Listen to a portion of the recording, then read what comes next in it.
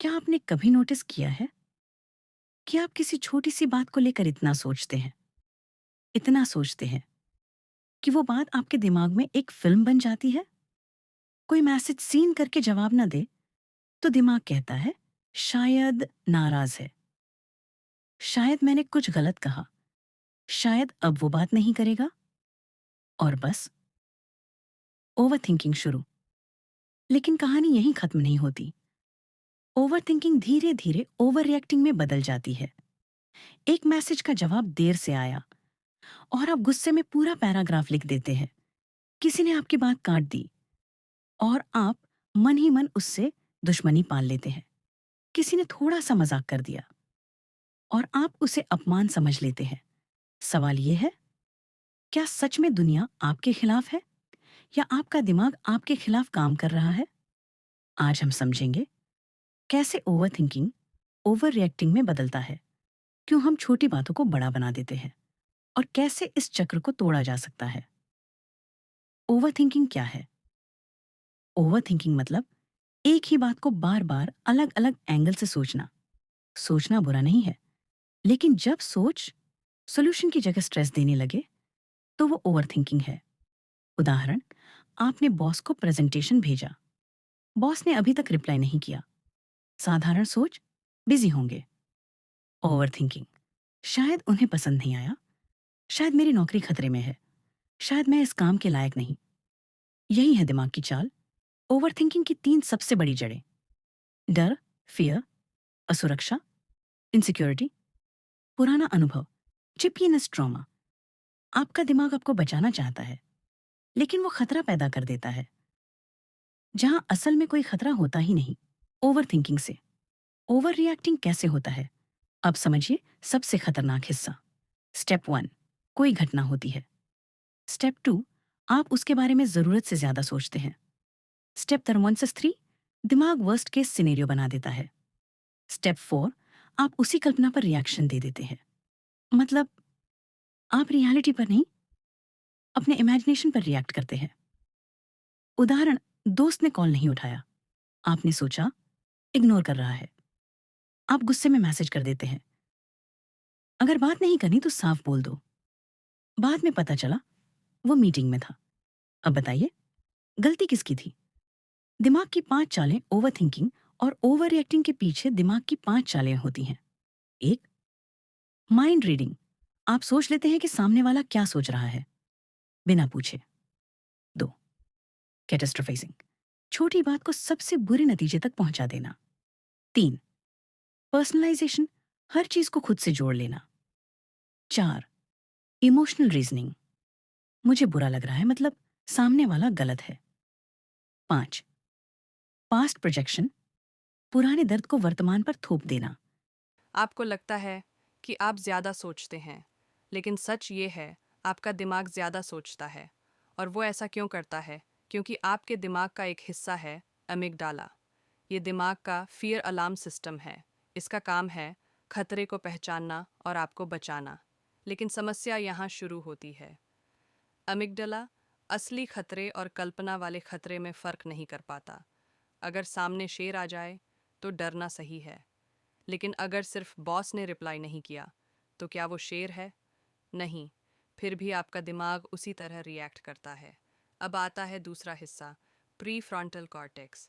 ये दिमाग का समझदार हिस्सा है। ये लॉजिक से काम करता है। ये कहता है, रुको, पहले सोचो, फिर रिएक्ट करो। लेकिन जब आप स्ट्रेस में होते हैं तो अमिगडाला कंट्रोल ले लेता है और प्री फ्रंटल कॉर्टेक्स कमज़ोर पड़ जाता है।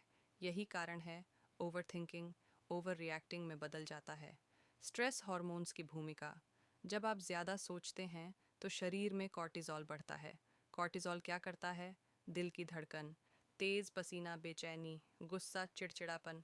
मतलब आप फिज़िकली भी रिएक्शन मोड में आ जाते हैं। इसलिए कभी कभी आपको लगता है, मुझे खुद समझ नहीं आता मैं इतना गुस्सा क्यों हो गया। क्योंकि उस समय आप सोच नहीं रहे थे, आप सर्वाइवल मोड में थे।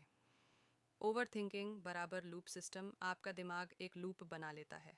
सोच से, डर से, शक से, कल्पना से, इमोशन से, रिएक्शन से, पछतावा से, फिर सोच, और ये साइकिल चलता रहता है जब तक आप इसे तोड़ना नहीं सीखते। इमोशनल कंट्रोल टेक्निक्स, रिएक्शन से रिस्पॉन्स तक, म्यूजिक काल्म हो जाए। अब सवाल है, इस साइकिल को तोड़ें कैसे? यहाँ से असली काम शुरू होता है। Technique 1, 90 second rule. जब कोई बात ट्रिगर करे तो तुरंत जवाब मत दीजिए। वैज्ञानिक शोध कहते हैं इमोशन की तीव्र लहर 90 सेकंड तक रहती है। अगर आप 90 सेकंड रुक जाएं तो रिएक्शन 50% कम हो जाता है। बस 3 गहरी सांस लें। Slow inhale, hold, slow exhale. आपका नर्वस सिस्टम शांत होने लगेगा। Technique 2, right don't send. गुस्से में जो मैसेज भेजना चाहते हैं पहले उसे नोट्स में लिखिए, फिर 10 मिनट बाद पढ़िए। आप खुद उसे डिलीट कर देंगे। Technique 3, reality check formula. अपने आप से 3 सवाल पूछिए। क्या इसका कोई पक्का सबूत है? क्या मैं वर्स्ट केस इमेजिन कर रहा हूँ? 1 साल बाद ये मैटर करेगा? अक्सर जवाब होगा नहीं। Technique 4, delay the reaction. अगर पॉसिबल हो बड़ी बातों पर 24 घंटे बाद जवाब दें। इमोशन टेम्पोरेरी होता है, डिसीजन परमानेंट हो सकता है। टेक्निक 5, इमोशनल वोकेबुलरी बढ़ाइए। मुझे गुस्सा आ रहा है की जगह समझिए, क्या मैं हर्ट हूँ? क्या मैं इग्नोर्ड महसूस कर रहा हूँ? क्या मैं इनसिक्योर हूँ? जब इमोशन का नाम पता चलता है तो उसका कंट्रोल आसान हो जाता है। टेक्निक 6, ट्रिगर लिस्ट बनाइए। एक डायरी में लिखिए कौन सी बातें आपको इंस्टेंटली रिएक्ट कराती हैं, कौन से लोग ट्रिगर करते हैं, किस टोन से आपको गुस्सा आता है। जब आप ट्रिगर पहचान लेते हैं तो वो अचानक नहीं लगता। सबसे पावरफुल फॉर्मूला रिएक्शन बराबर emotion plus no pause response बराबर emotion plus pause plus awareness. बस यही फ़र्क है। स्ट्रॉन्ग लोग इमोशनलेस नहीं होते, स्ट्रॉन्ग लोग पॉज लेते हैं। म्यूज़िक मोटिवेशनल हो जाए। याद रखिए, आपका गुस्सा आपकी ताकत नहीं है, आपका कंट्रोल आपकी ताकत है। ओवर थिंकिंग आपको थकाता है, ओवर रिएक्टिंग आपको तोड़ता है, लेकिन अवेयरनेस आपको बदल सकता है। ओवर रिएक्टिंग के नुकसान। ओवर रिएक्टिंग से रिश्ते टूटते हैं, इज्जत कम होती है, मेंटल हेल्थ खराब होती है, लोग आपसे दूरी बनाने लगते हैं। सबसे बड़ा नुकसान, आप धीरे धीरे खुद को अकेला कर लेते हैं। पार्ट 6, एक छोटी कहानी। एक दादी और उसका पोता। पोता हर बात पर गुस्सा हो जाता था। स्कूल में किसी ने कुछ कह दिया, झगड़ा। घर में माँ ने टोका, गुस्सा। दोस्त ने मजाक किया, रिश्ता खत्म। एक दिन दादी ने उसे एक कांच का गिलास दिया, कहा, इसे पकड़ो।